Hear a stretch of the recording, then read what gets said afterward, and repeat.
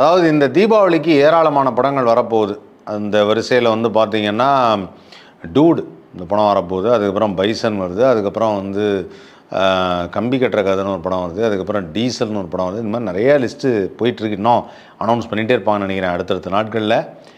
ஆனால் இதில் வந்து பெரிய எதிர்பார்ப்பு கொண்ட திரைப்படம் அப்படின்னு சொல்லும்போது திரு மாரி செல்வராஜ் அவருடைய டைரக்ஷனில் பைசன் அப்படிங்கிற படம் வந்து பயங்கர ஒரு எக்ஸ்பெக்டேஷன் இருக்குது. மாரி செல்வராஜுக்கு இது 5வது படம். பரியேறும் பெருமாள் அப்படிங்கிற படத்தில் தன்னுடைய கெரியர் ஆரம்பித்தவர் ஆஸ் அ டைரக்டராக.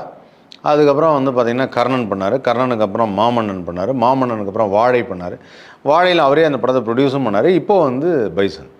ஸோ இவருக்கு 5வது படம் அப்படின்னு பார்த்தா இந்த படத்தில் நடித்த ஹீரோ த்ரூ அவருக்கு வந்து பார்த்திங்கன்னா அவர் வந்து ஃபஸ்ட் எடுத்தோன்னா ஆதித்யவர்மானு படம் பண்ணார். அப்புறம் வர்மான்னு ஒரு படம் பண்ணார். அதுக்கப்புறம் வந்து மகான் நம்ம சியான் விக்ரம் அவரோடய சேர்ந்து அது வந்து நம்ம கார்த்தி சுப்பராஜோடைய டைரக்ஷனில் வந்த படம் அது.